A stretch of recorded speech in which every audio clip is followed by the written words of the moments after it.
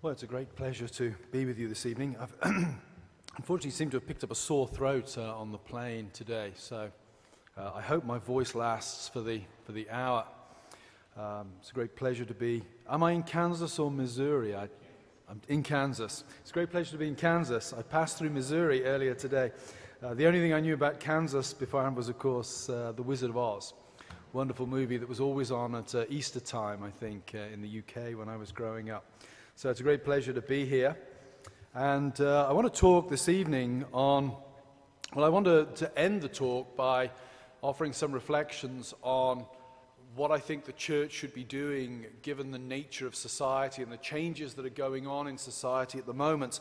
But I want to start and probably spend the majority of the talk by talking specifically about the way in which society is changing, particularly relative to the issue of sexual identity, where I think the greatest pressure for the church is coming at the moment.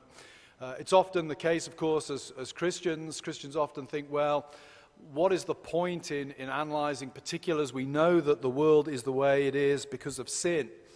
Well, one of the things I say to my students at the seminary when I'm teaching history is that one of the problems with general explanations is that general explanations that explain everything in general typically explain nothing in particular. And the example I use is of September the 11th, 2001. If I were to say to you, why did the Twin Towers fall down on September the 11th, 2001, and you were to respond with the answer because of gravity, you would have given me a technically correct answer to the question, which would actually have told me nothing about what actually happened that day at all. So I think it's important for Christians, as we look at the world around us, to engage in analysis and understanding of particulars. Why are we facing the particular issues we're facing at the moment in the particular forms in which we are facing them? And at the heart, I think, of the issues we face today are the issues relative to sexual morality and sexual identity. I think when you reflect upon the nature of sexual politics today, the speed of change is quite breathtaking. When you think that it's only 18 months ago that the Supreme Court was able to find a right to gay marriage in the Constitution, and yet gay marriage seems such old hat now relative to discussions about what is going on in the world around us. The whole issue of sexual politics, I think, is being used in a number of ways that are coming to put peculiar pressure on the church at this point. I think it's being used to leverage the dismantling of traditional structures, particularly the family.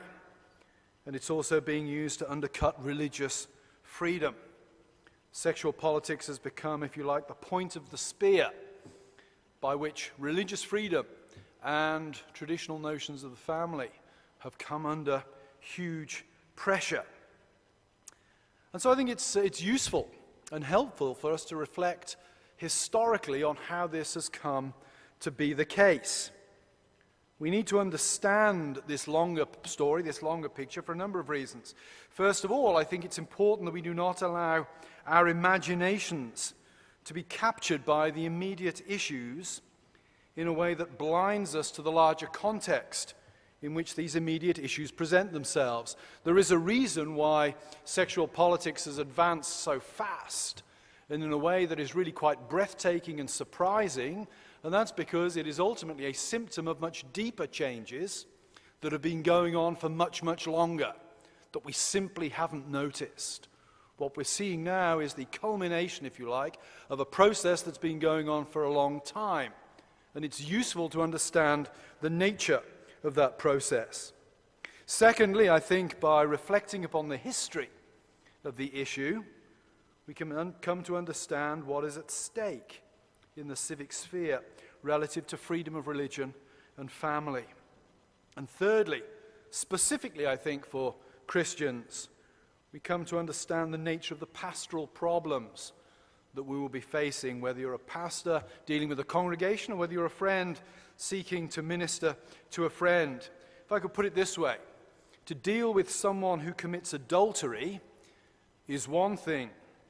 To deal with somebody who's been taught by society to think of a particular sexual orientation as fundamental marker of their identity is quite another. When you think about it, just think about the language that is used.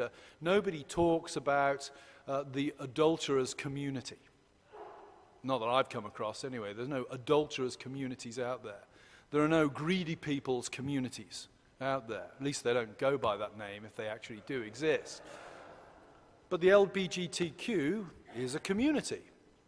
And I think it is a real community as well. When you read the accounts of friendships, when you read a book by, for example, Rosaria Butterfield, when she talks about being converted to Christianity and all that she lost when she was converted.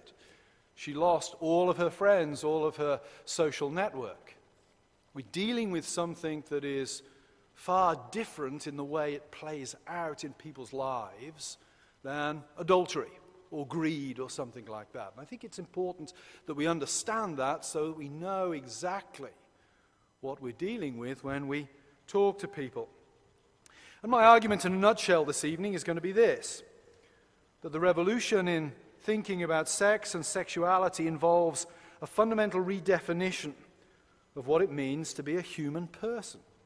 That those who engage in debates about homosexuality or transgenderism, as if they're simply debates about the boundaries of legitimate sexual expression, miss that deeper point. That what we are really looking at is a fundamental redefinition of humanity on the basis of a redefinition of the meaning and function of sex. What we're witnessing, I think, is not simply a liberalization of traditional morality. If that were so, we would simply argue about where the limits of that morality lie. What we are seeing is the complete overthrow of the traditional framework of morality, because we are seeing the complete overthrow of what it means to be a person. Maybe that statement isn't entirely clear to you at this point. I hope by the end of the evening it will be. And I think often evangelical debates about sexuality, maybe Christian debates in general about sexuality, fail to see the wider issues that are at play. Books arguing over biblical exegesis relative to sexuality, books arguing about pastoral application of that exegesis are important. But I think it's also important to understand the bigger historical, political story as well. So my first point tonight, as we move to my sort of argument, narrative proper, I want to make the obvious point. I think we live in a highly sexualized world. It's almost pointless to bother arguing for this, but I'm going to lay out a few of the examples that would indicate that that's the case. First of all, I think pornography. The prevalence of pornography, the ease of access of pornography, the age of people being able to get access to pornography has been dramatically transformed in the last 20, 25 years. The technology of the internet has brought pornography into the lives of many, many people who perhaps 40, 50 years ago would never have had any contact with it at all. There's no doubt that we live in a world where pornography has been mainstreamed. Secondly, I think the mainstreaming of homosexuality is another example of where sexuality, sex, has come to play a profound part in society. Yes, I think it's the case that homosexuality has always been around. I studied classics as an undergraduate, and there were lectures given on homosexuality in Greece when I was an undergraduate. But the difference was, then I think, in ancient Greece, homosexuality was an activity. It was something people did. Now it's something people are. And there's an important difference there. It shows a change in the nature of sex and its function in society. Transgenderism, quite remarkable. We'll come back to talk about that later. But again, I think transgenderism is a very interesting phenomenon philosophically and indicates the central role that sex and sexuality are now playing in identity. And there's the sexualization of everything. Commercials, children's programs. One of the things that I found most striking when I moved to the United States, comparing the TV programs of the UK and the US, and this may sound a weird way to put it, but it struck me that in the United States there was far less nudity on television, and yet the programs were much more highly sexualized. There are no ugly people on American television, for example. I mean, if they are, they're generally evil people playing some sort of nefarious role in a program. It's amazing, I joke with the students, that America is a society where if you can't make it as a supermodel, you become a meteorologist. All weather girls are stunningly beautiful, it seems. America is a highly sexualized country in terms of the aesthetics of its popular culture. And when you look, if you're in the supermarket and you're just waiting in line to pay for your goods, the number of sexual gossip magazines that are on sale. It's very clear that sex is a key way of people validating themselves in modern society in a way that I think is completely unprecedented, or by and large, unprecedented in history. So my first point, and as I say, I've just argued for it briefly, I don't think really there is any case to be made against my point. That is, we live in a highly sexualized world. We now need to ask where this came from. Now, I mentioned earlier, the easy Christian answer, of course, is it's sin. People are sinful, and they will tend to engage in sinful activity.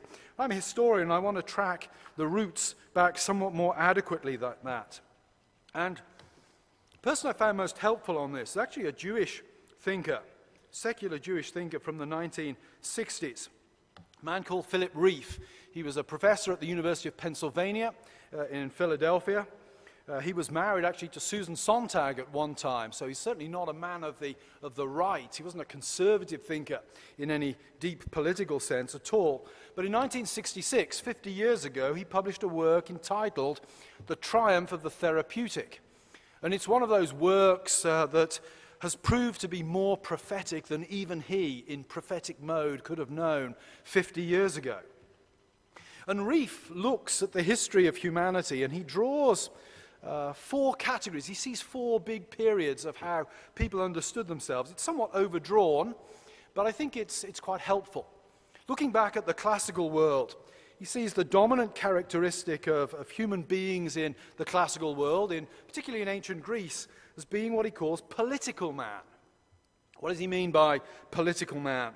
He means that then, if you wanted to be a valued person, if you wanted to have, we would say now, a good self-image, if you wanted to feel your life was worthwhile, you engaged in the activities of the city. You attended the assembly. You were involved in public affairs. Your meaning and your validation was found externally to yourself. Well, Rieff sees in the Middle Ages, say around about 1000 AD, something like that, political man gives way to what Rieff calls religious man. Religious man is your classic figure from medieval Europe. How does religious man find his fulfillment? He finds his fulfillment in being involved actively in religious rites. Think of Geoffrey Chaucer's Canterbury Tales. A wonderful work of medieval literature. And the plot, of course, is very simple. It's a group of pilgrims going on pilgrimage to Canterbury Cathedral to pay homage at the shrine of St. Thomas a Becket. And while they're on their way, they tell each other stories. And each story is funny or amusing to some degree. But the figure of the pilgrim is a classic example of religious man. The pilgrims, these people find their validity, they find who they are in engaging in the religious ritual of going on pilgrimage. And Rieff sees the religious man really as continuing up until fairly recently, and then maybe in the 18th century, religious man gives way to what he calls economic man. Economic man finds his fulfillment and meaning in participating in the economic system. He trades, or he makes things, he sells things. He finds his value in doing things external to himself. And finally, Rieff sees in the last 150 years, economic man has given way to the person, the type that I think we see coming to its perfect fulfillment in the world in which we now live, and that's psychological man.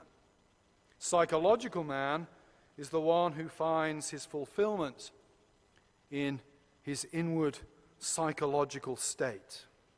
So we have political man, religious man, economic man, psychological man. The taxonomy, the framework is a bit generalized, of course. If you go back and look at St. Augustine, for example, writing his Confessions, there's a lot of psychological man in St. Augustine. The Confessions, his autobiography, is cast as an internal dialogue. But as a broad picture, I think it does depict the tendencies of life. And I'll use myself as an example to show the significance of this. If my grandfather was here, my grandfather grew up, he was born in 1903, he died I think in 1994, he was born in 1904, died in 1994. He worked in Birmingham, which is the Detroit of England. He worked in the motor industry as a sheet metal worker. That was his career, that's what he did. And if you'd asked my grandfather, do you have job satisfaction? He'd have answered something like this, he'd have said, yeah. I go to work, I do the work they set me, and I earn money so that I can put shoes on my children's feet, and I can put bread on the table. Notice the answer. Satisfaction for my grandfather came from what he did for others. He's kind of economic man, we might say. If you ask me the question, do you have job satisfaction? Well, I'm going to say to you, well, 70% of the time I enjoy lecturing. Yeah, I do enjoy the lecturing. The grading is boring. The meetings, I could really do without them. But 70% of the time, yeah, I'm pretty satisfied because I enjoy what I do. Notice the difference in answer. I'm a psychological man. For me, the idea of personal satisfaction relates to a psychological state. And that's the point that Reef is making. Psychological man, personal happiness consisting of psychological well-being and happiness becomes the center of human existence. Reef says this in The Triumph of the Therapeutic. Formerly, if men were miserable, they went to church so as to find the rationale of their misery. They did not expect to be happy. It's a rather pessimistic view of humanity, I suppose, but he's making a point there. That the idea of happiness, psychological happiness, that's actually quite a recent thing in human existence. People didn't expect to be happy. Perhaps they expected to be virtuous. That would have been what one would have expected to be in ancient Greece, or godly in the religious world, or a good man of business in the economic world. Psychological man, however, makes fulfillment of personal desires and happiness the end of his existence. His identity, we might say, is wrapped up in his subjectivity. His identity is wrapped up in how he feels. Think about that. Jump ahead in my story a little bit. When Oprah Winfrey, or whoever the latest terrible talk show host is, says, I know it's true because it's true in my heart. Or I know it's true because it works for me. That's psychological man speaking. Jump ahead again in my narrative a little bit. The phrase, I'm a woman trapped in a man's body. My grandfather, he died just 20 years ago. He wouldn't have the categories for understanding what somebody was trying to communicate with that. Because for him, you are who you are in an implanted social context. Who you are is kind of given to you by the relationship you have to the world around. Who you are is not something trapped in here, detached from who you are out here. Transgenderism, I think its significance is, you can play the sexual politics thing on it, but I think the real significance of transgenderism is it's the absolute triumph of a psychological understanding of what it is to be a human being. That you are who you think you are. I happen to think I'm Napoleon. And don't tell me I'm not Napoleon, because the only evidence you can provide for me that I'm not Napoleon is my body. And we know that bodies don't count in identity anymore. So the first point then, Reef, I think is very useful, and if you can hold in your mind that idea of psychological man. Secondly, the second point under this heading is, what are the origins? What are the origins of psychological man? Well, it's very complicated. I can't go into all of it tonight. Maybe you could, if you want, you can ask me questions to follow up on this later on. But psychological man is the product of a certain kind of society. A society that ended up prioritizing the psychological over the social. Think of gender. Think of this phrase, I am a woman trapped in a man's body. I always say that when I give this lecture, by the way. Don't tweet that. If you tweet Trueman says, I'm a woman trapped in a man's body, it will sound very, very bad on Twitter. That's not what I'm trying to communicate. Think also of the language that is now used in transgender surgery operations. Gender confirmation surgery. Interesting language tell, isn't it? That the body has to be adjusted to confirm the identity that you really have up here. And there are intellectual roots of this. The intellectual roots of psychological man are complicated, but I want to give you the 30-second version. First of all, I think a big shift takes place late 18th, early 19th century with the rise of Romanticism. If you think of earlier music, for example, I was in the art museum earlier today, and they had some Thomas Tallis playing, 40 speakers, his wonderful Spearmint Allium. And there's a structure there. I don't know much about music, but I could stand in the middle of those 40 speakers, and I can hear the structure. And after a while, you begin to realize, I understand the kind of logic that's playing out here. But compare that then to the music of the later Beethoven, or Wagner, or Chopin, or Mahler.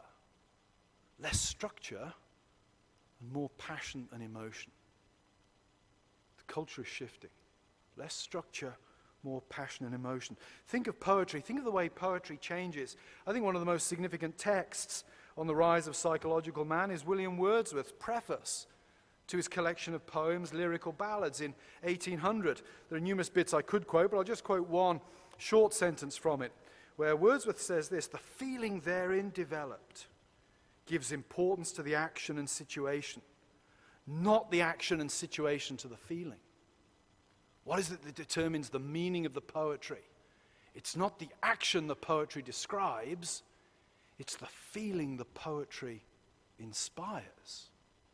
There's an appeal being made to the psychological inner life, an appeal being made to the inner emotional response. William Blake is another great example of this. His poem, The Garden of Love, is a polemic against external authority and an appeal for psychological authority or authenticity. I'll read you the poem. I went to the Garden of Love and saw what I never had seen. A chapel was built in the midst where I used to play on the green. And the gates of this chapel were shut, and thou shalt not writ over the door. So I turned to the garden of love that so many sweet flowers bore. And I saw it was filled with graves and tombstones where flowers should be, and priests in black gowns were walking their rounds and binding with briars my joys and desires. It's a powerful poem. A powerful poem about how external authority prevents you from being the person you really are. We could also look at dancing. A number of members of my congregation the other week persuaded me to watch Pride, Prejudice and Zombies with them. It's a great movie. I do recommend it. Not for the faint-hearted, but it was very, very funny. But it was interesting watching the dancing. Roger Scruton, the English philosopher, makes a comment about the history of dancing. And he talks about the sort of dancing that goes on in Jane Austen novels. I have to say I find Jane Austen intolerably boring. But Pride, Prejudice and Zombies brought that magical undead quality in that made it sort of interesting. But the dancing scene is interesting because Scruton makes the point that in the early 19th century, people danced with each other. Now, he says, they dance at each other. If you think of modern dancing. That's an interesting point, isn't it? To dance in Jane Austen's time, you had to know the rules. There was an external authority. And you gained your meaning in the dance by following the external authority. Now, what is dancing? Well, my wife likes to dance. I absolutely hate dancing, I have to say. But when she forces me to dance, what is modern dancing?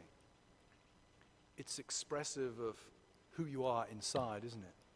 You are displaying yourself to somebody else. You're not following rules.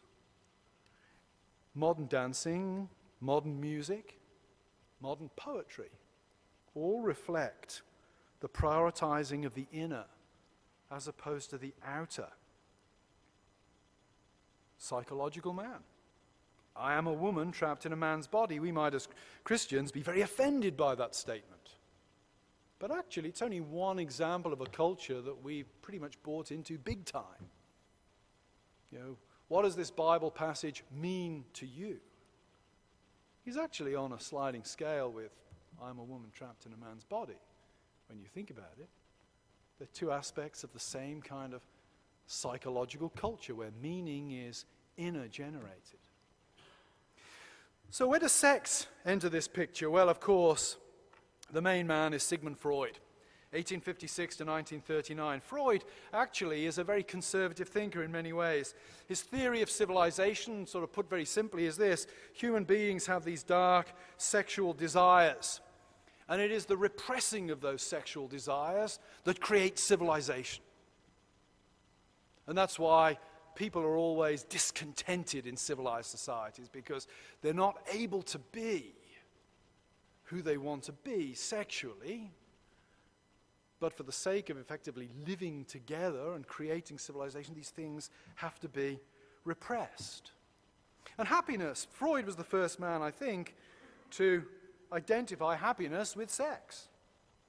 Sex becomes, for Freud, the basis of happiness.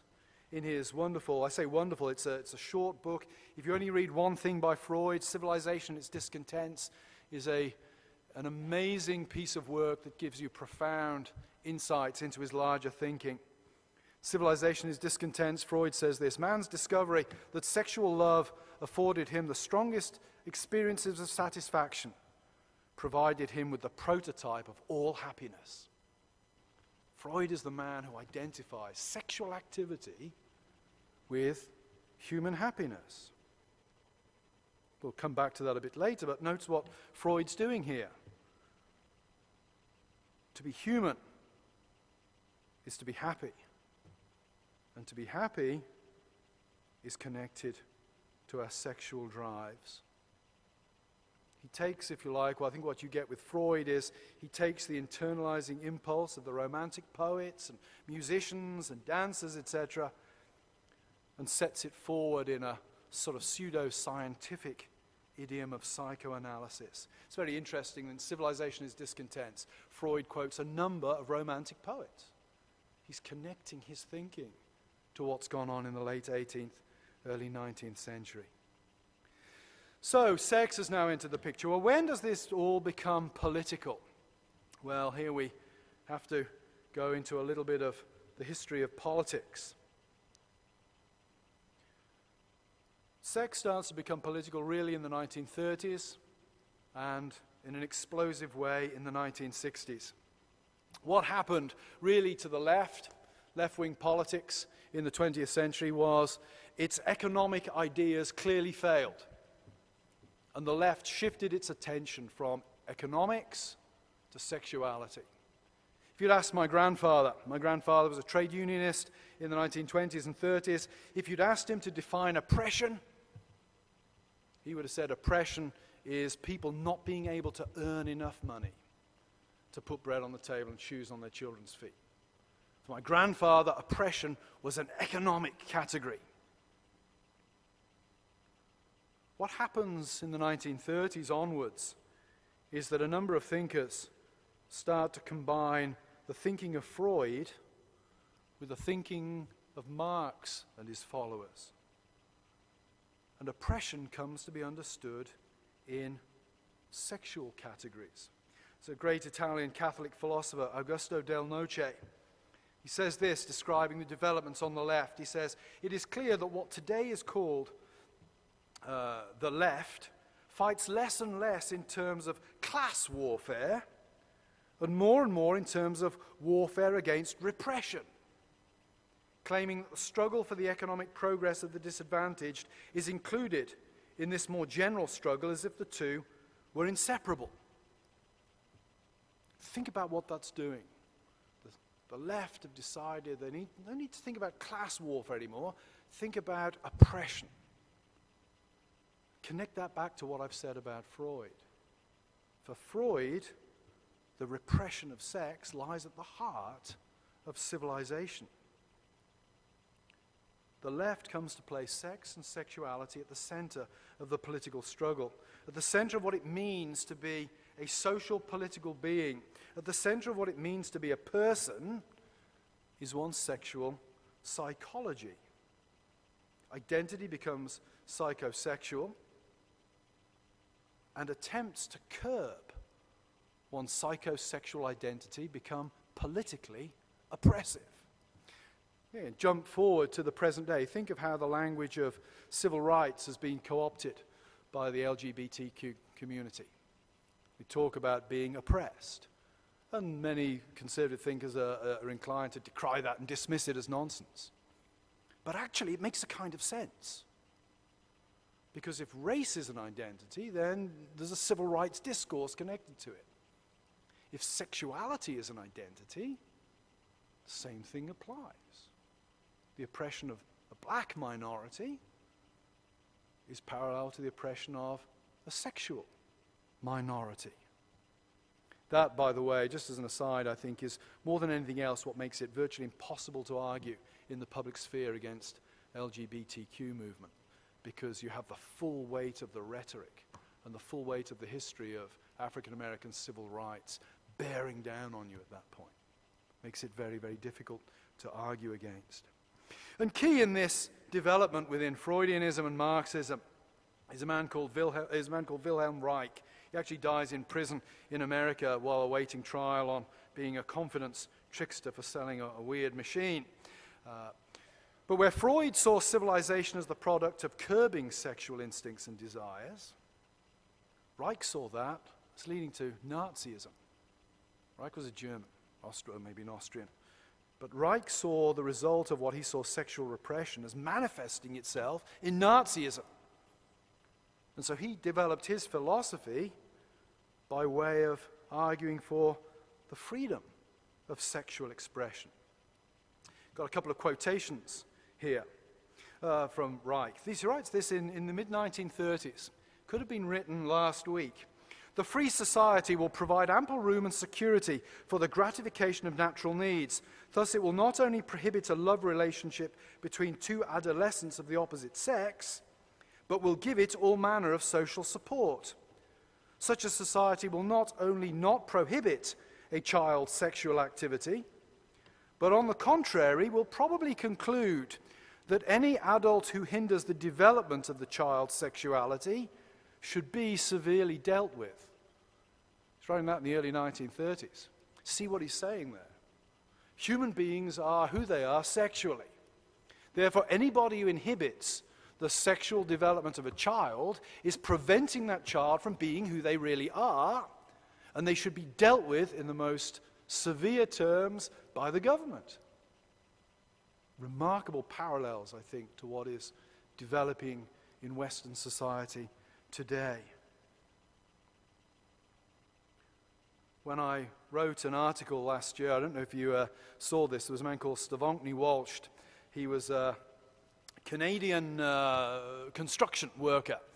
He's a 48-year-old man. And he decided that he was, I think, a 9-year-old girl trapped in a 48-year-old man's body. And I wrote an article on this, basically saying it's complete nonsense, but it's entirely logical, given the way our thinking about what it is to be a human being has developed. Two reactions interested me. One, my youngest son, who's a pretty sharp cookie, sent me an email saying, "Do you think this man's wife is guilty of statutory rape of a minor?" It's interesting, isn't it? If he thinks he's a 7-year-old or 9-year-old girl and we're required to acknowledge him as such, then should he not receive all of the protections under the law that a 9-year-old girl should receive from an adult? And the second reaction was this. One of the, I think, people who, generally speaking, who comment on posts online, they're generally lunatics, but every now and then you get a kind of good one. And one of them, I'm summarizing, he was quoting Thomas Jefferson to me. He said, "Why the fuss, Trueman? You know, his actual goes with, this neither breaks my leg nor picks my pocket." You know, in other words, if this guy wants to be a 9-year-old girl, what damage does it do to you or me? Well, the answer is, on one level, none at all. On another level, absolutely devastating, is it not?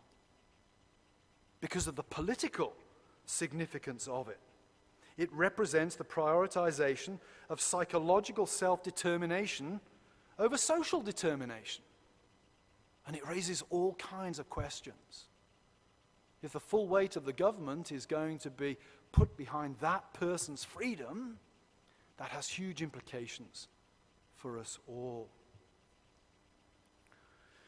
Come now then to, well, how has this come to dominate the imagination, people's imagination so powerfully? Very few people read Freud. Fewer still probably read Reich. Freud is pretty much discredited on many of his theories. How is it that this has come to dominate the modern imagination in such a way that, hey, sexuality could be the issue on which the First Amendment falls? Who would have thought of that 20 years ago?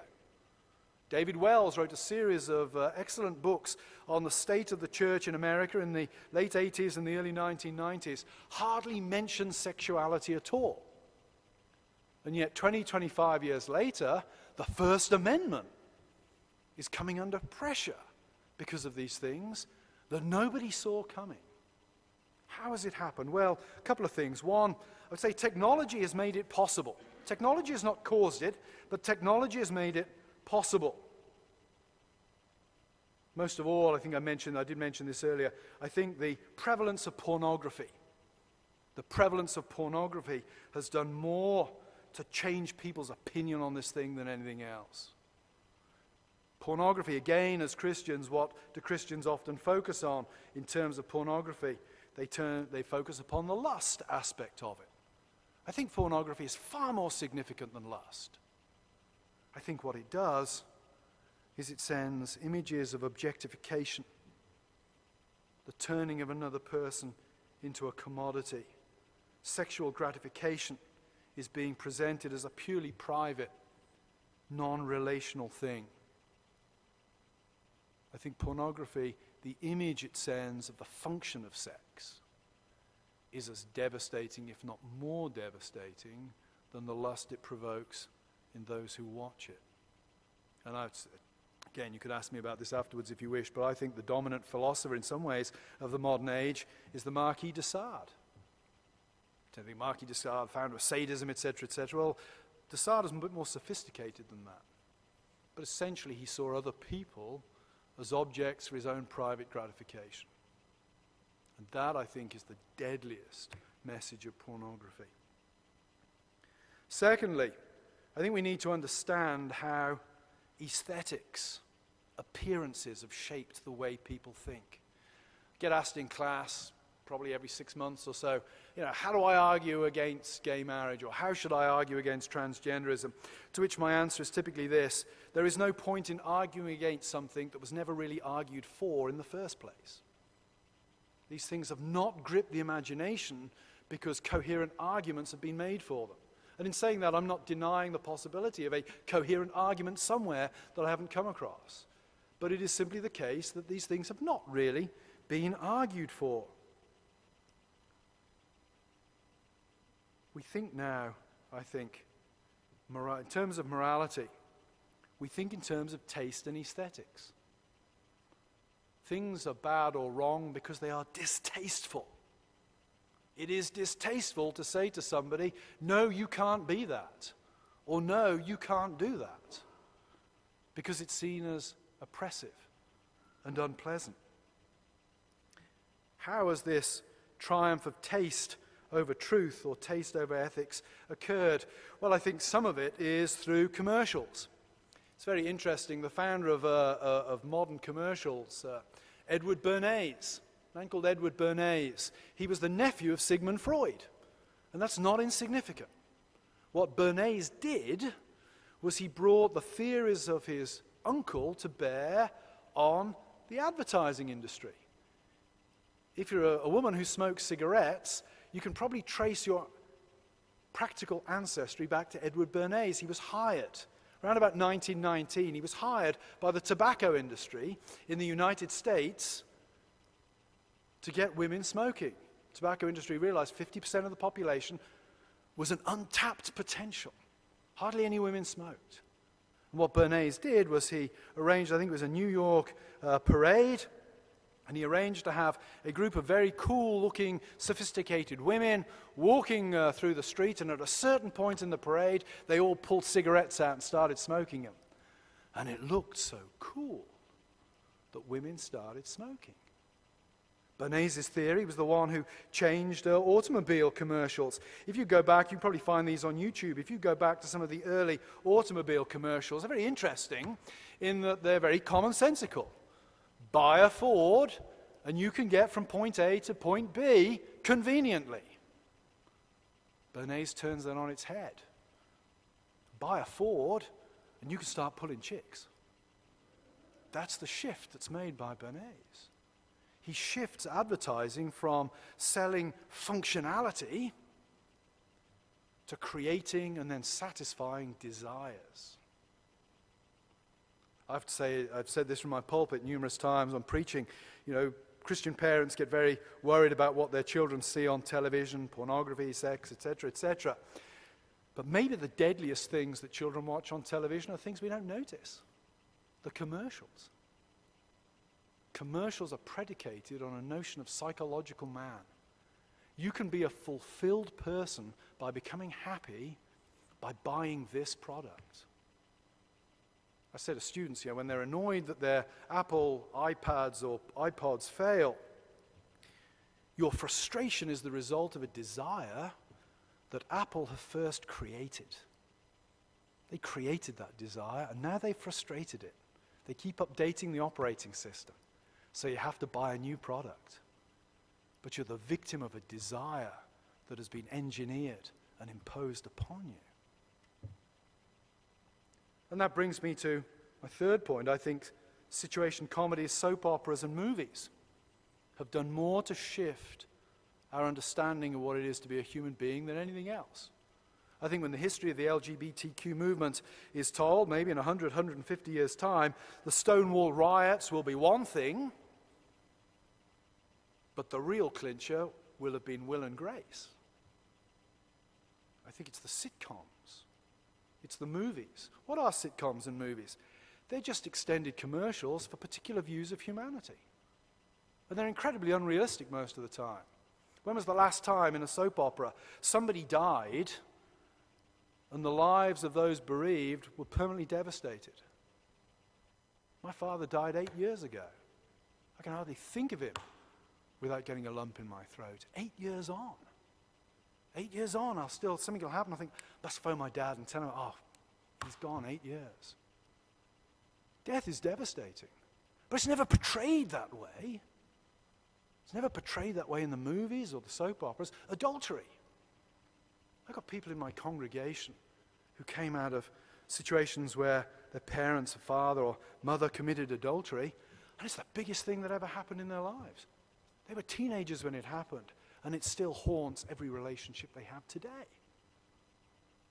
When is that ever portrayed in the television? Never. Never.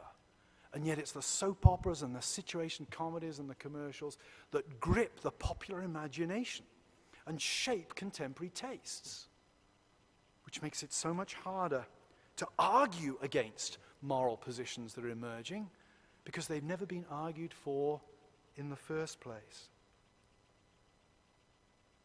So what's the significance of all this then for Christians? What do we as Christians need to understand, and how should we respond to it? Well, first of all, I think I've told a long story of how sexual identity developed, but I think the most basic thing that Christians need to understand is that the problem of sexual morality and the changes in sexual morality we see around us, these are problems of identity, not simply ethics.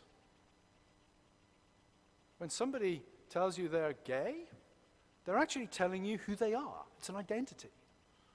It's why the argument, it was always a bad argument, but certain Christians thought they could get away with saying, well, we disagree with gay sex, but we also disagree with premarital heterosexual sex as well. Two different things.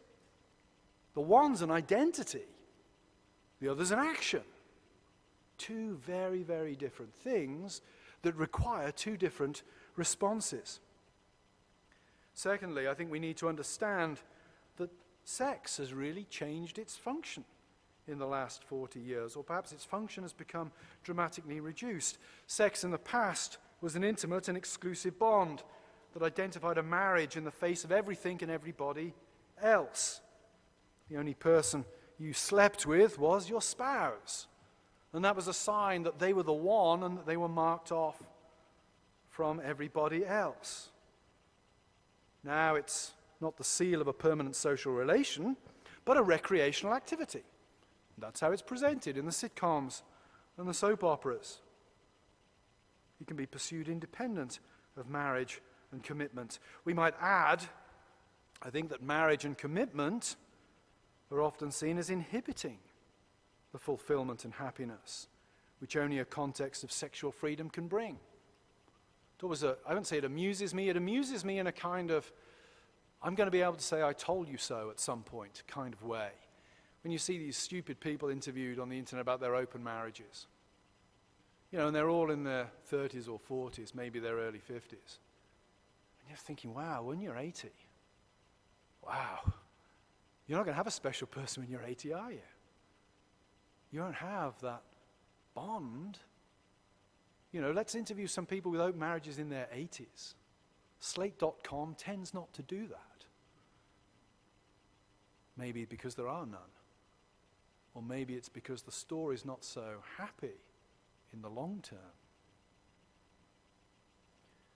I think the parallel with this shift in understanding of marriage, this parallel in this shift to understanding of sex is the parallel shift in our definition of marriage from a lifelong monogamous bond for mutual companionship and child rearing to temporary sentimental connection now formalized in law. I'm inclined to say marriage was redefined in 1902. A certain English gentleman was riding his bike, and he tells us in his autobiography that in a flash he realized he was no longer in love with his first wife, and therefore the marriage fell apart. The English gentleman was Bertrand Russell. His autobiography is a wonderful read, actually, but there's this moment, he's riding on his bike, I don't love my wife anymore. It's hard, I think, from a Christian perspective to understand the conceptual content of that, because love is not a sentiment. In the Bible, love is a relationship constituted by a set of actions, appropriate actions. Russell there takes love and turns it into a sentiment. Sex is no longer a passage to adulthood. I think the increasing length of childhood that we see in the world around us is intimately connected to sex as a recreational activity. In the pre-modern world, sex was an integral part of the move to a new social arrangement that surrounded the advent of adulthood. Now, there was always such a thing as premarital and extramarital sex. I'm not naive, know that that was the case. But they were not considered to be normative or particularly approved of. It even has some weird aspects to it. Sex as a passage to adulthood. Peasant societies, the consummation of marriages will actually often be witnessed by the village. When Martin Luther gets married, the consummation of his marriage is witnessed. I had a Southern Baptist friend of mine tell me that his wife, when she heard that, could never take Martin Luther seriously again. We know that the guy who witnessed the consummation of his marriage actually noted in his diary that it was the most distressing experience. And I've often thought it must have been 10 times as distressing for Mrs. Luther, who was a former nun, at that particular point in time. But the point was, it represented a passage to adulthood. The arrival of sex as recreation takes away perhaps the key rite of passage into adulthood. Certainly, I think, as it's set forth in Scripture. Therefore, a man shall leave his father and mother and hold fast to his wife, and they shall become one flesh. The union of man and wife there is powerful and important and unique, But notice it's in the context of moving to adulthood, a new social arrangement. We live in an age of increasingly extended adolescence, even a glorying in adolescence. I would also say, I don't have time to go into this just now, but I think the new politics of sexual identity annihilates history. One obvious way is it's overturned thousands and thousands of unquestioned years of understanding of what marriage was. Why is it that it is a virtual hate crime to articulate in the public square today a position that was believed by everybody the day before yesterday, historically speaking? That is remarkable. Remarkable. But it also undermines history in more subtle ways. If human identity is tied to happiness, and happiness is primarily conceived of in terms of sexual satisfaction, then humanity changes its fundamental purpose from one intimately connected to history, to the continuation of the human race, to the passing down of wisdom, of knowledge from generation to generation, to one that is essentially bound to the present moment. To be a virtuous man in the ancient world was to work towards the ongoing common good of the polis. To be a religious man in the Middle Ages was to work towards the ongoing good of the religious community. To be an economic man was to work towards being somebody who pushed towards the good of the economic community. To be a psychological man is to be wrapped up in one's own personal satisfaction, which is an instantaneous here and now thing. And I think of all attacks on history that the sexual revolution represents, the war against the family is perhaps the most fundamental. I'll quote you an interesting passage here from a book by a woman called Shulamith Firestone, who was a disciple of Reich, a founder of modern feminism. She's writing this in 1970, and it's remarkably prescient. Just as the end goal of socialist revolution was not only the elimination of economic class privilege, but of the economic class distinction itself, so the end goal of feminist revolution must be, unlike that of the first feminist movement, not just the elimination of male privilege, but of the sex distinction itself. Gender differences between human beings would no longer matter culturally. The reproduction of the species by one sex for the benefit of both would be replaced by at least the option of artificial reproduction. Children would be born to both sexes equally or independently of either. However one chooses to look at it, the dependence of the child on the mother and vice versa would give way to a greatly shortened dependence on a small group of others in general, and any remaining inferiority to adults in physical strength would be compensated for culturally. The division of labor would be ended by the elimination of labor altogether. The tyranny of the biological family would be broken. 1970. She's writing there saying the end goal of the sexual revolution is the annihilation of the gender difference in order to break the most repressive institution of them all, the biological family. And when you break the biological family, you destroy history. Because families are the means by which not only genes, but traditions, wisdom, knowledge, love, and care are passed from one generation to the next. So what should the church do? Just very briefly then in conclusion. First of all, rather boring this one, I think the church needs to go about business as usual. The church is first of all called to be obedient to our beliefs about how God's grace operates. Word, sacrament, and prayer should remain foundational. Second, though, I think we need to be better educated in the field of ethics and the history of ethics. I say this because as the gap between social practices and biblical morality becomes larger, more aggressive, and more litigious, pastors are going to be called upon to respond to questions from congregants where the immediate biblical answer may not be obvious. It's happening already.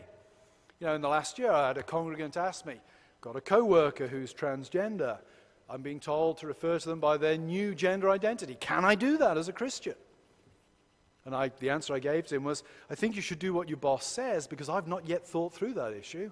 And I don't want to give you advice that causes you to lose your job and then discover later on that I overreacted or got it wrong.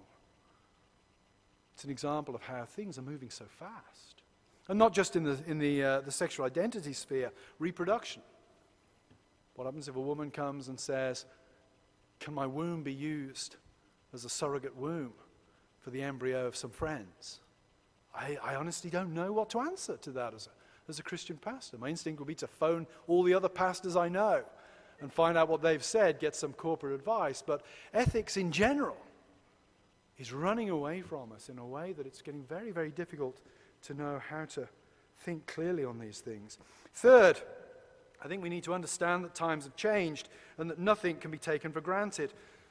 I say to anybody, any pastor who says, what's the most important advice you can give to a pastor these days? I say this: do not assume that anybody under the age of 35 agrees with you on sexual morality and sexual identity. Don't take it for granted. Because the forces in pop culture, the soap operas, the sitcoms, the commercials, are so powerful, and they're preaching 24 hours a day, 7 days a week. And you get your congregants for an hour on a Sunday morning, 2 hours if you have an evening service. Take nothing for granted. Fourth, I think it's very important, if we're going to engage the LGBT community, to remember that in one sense, yes, objecting to homosexuality is the same as objecting to any other sin, adultery, greed, or anger. But in another sense, it's quite different. Because very few greedy or adulterous people think of that as their fundamental identity. And the LGBTQ community do. We need to understand that. I think the LGBT community is more analogous to Islam, if you like. When you witness to a Muslim friend, if a Muslim friend converts to Christianity, they're going to lose everything. And humanly speaking, it's going to be that much harder. Witness to an adulterous friend, he may actually get his wife back. You know. But the demand we make, and that brings me to my final point, and that is it. And that is this. And this is where I think it connects with Rod's understanding of the articulation of the Benedict option. I do think I agree with Rod Dreher. I think the battle at the national level is lost. Very surprising election result the other week, which I think the great thing about Donald Trump, which isn't that great, but I'll say this, the great thing about Donald Trump is I don't think he cares one way or the other about religious freedom. And I think that buys us 4 or maybe 8 years where the real pressure won't be coming. I think it's reasonable to hope for that at this point. I think if the election had gone the other way, then religious freedom, the pressure would have continued as it has been over the last few years. It's possible we're going to get a bit of a respite at this point. But I do think the battle at the national level is basically lost, because the dominance of this new understanding of what it is to be a human being is utterly antithetical to Christianity. And politicians in a democratic society are what? They're ultimately functions, they're manipulators of, but also functions of public opinion and public relations. They're another aspect of the commercial, soap opera, sitcom society in which we live. And I don't see that culture changing dramatically, no matter who's in the White House. To get elected, you're going to have to play to the particular pathologies, tendencies, tastes of a world shaped by sitcoms, commercials, movies. But I do think what the church can do is think about the challenge at a local level. And I want to throw this out there as my last statement. I think we do wrong to disparage the community word when it's applied to the LGBTQ community. It is a genuine community, I think. Deep friendships. I sometimes think it may be the last place on earth where deep friendship still exists, because friendship seems so superficial now in the world as general. The challenge for the church, I think, is to be an alternative community. Not quite sure how we can do that, but I'm very struck that the Lord Jesus Christ himself says, by the love you have for each other shall all men know that you are my disciples. The community aspect of the New Testament is very important and very powerful. And I do think that if we are going to make a successful challenge to the transformed understanding of human nature and the way in which sexuality functions as an identity marker and a community builder in the world in which we live, then just shouting from the barricades isn't going to cut it. We have to actually provide something that, if, for want of a better word, is even more authentic than that which people are experiencing elsewhere. So I've covered a huge amount of ground. I've done so. I'm conscious of having done so very superficially, but I think we're going to take a short break now, and if you want to come back with questions, I will do my best to answer any questions you may have on what I've said.